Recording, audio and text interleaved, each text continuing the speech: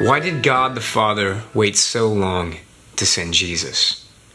Why did God the Father wait so long to send Jesus the Son down to be our Redeemer? We have 2,000 years of history from the time of the fall of man to the time that God walks on the scene as Jesus, the God-man Jesus. Why did God wait so long? Well, one reason is that we needed context to understand who this Jesus is and why we so desperately needed him. We needed categories of what Jesus would come to do to fulfill what we needed him to do.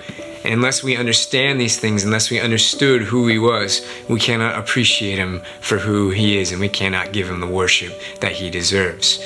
In this video, we will look at one particular category, that category being the presence of God being restored to sinful man. You see, throughout the Old Testament, the sacrificial system and the temple was all about the presence of God among the people. The presence of God among the people.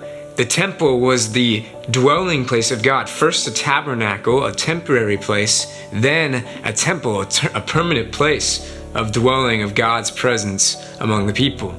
And the priesthood was the people who would represent God's presence to God's people, a particular people, the Levites, and within the Levites, the priest, who would be mediators between God and man. You see, the temple was both to provide access for God's people and also to protect them from access to God's presence. Man in their sinful state, humans, us in our sinful state, cannot be around God's presence.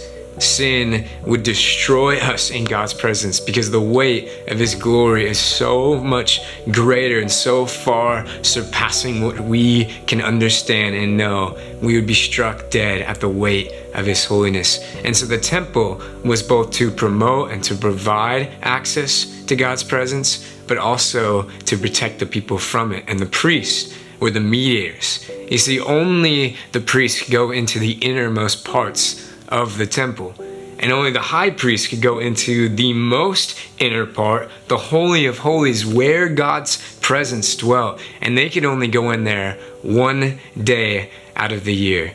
God's presence was limited to the people of God. They only knew it in a very limited sense.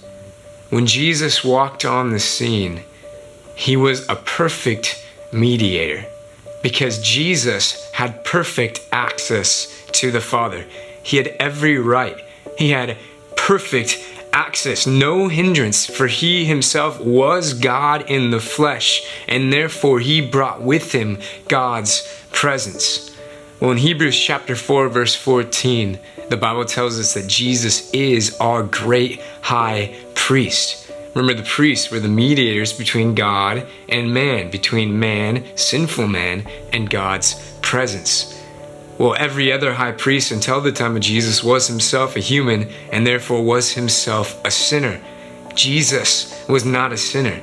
Jesus was God himself in the flesh, and therefore he is our perfect mediator. Therefore he is our great high priest. Jesus performed the necessary priestly work in order to bridge the gap between God and man, between sinful man and God's perfect and holy presence. You see, when Jesus died on the cross and God was doing many signs in creation to show the world that they had crucified the Son of God, one of those signs is that the veil in the temple was torn from top to bottom. A miraculous thing, but even more significant than the miracle was the sign, was the picture that God was telling to us that now the veil has been torn. Now we, those sinful beings, can know God's presence, can experience God's presence. In fact, in Ephesians chapter 3, verses 16 to 17, Paul prays for the Ephesian church that they would be strengthened to know the love of God and that Christ may dwell in our hearts through faith. And in fact, in 1 Corinthians 6, Paul goes even further and says that we are now the temple of the living God. Jesus, our great high priest, Jesus, the perfect priest, now bridging the gap between God and man. Now God's temple is within the heart of every believer. His presence, therefore, is unlimited, unhindered, easily accessed by any believer who simply stops and recognizes that we have the presence of God dwelling within us. And so I have a challenge for you. When was the last time you stopped and recognized that you now have access to the presence of God? When was the last time you stopped and understood that God Himself dwells within you? Everything that the saints of the Old Testament longed for, to know the presence of God. Moses just wanting to see God's face and know His presence.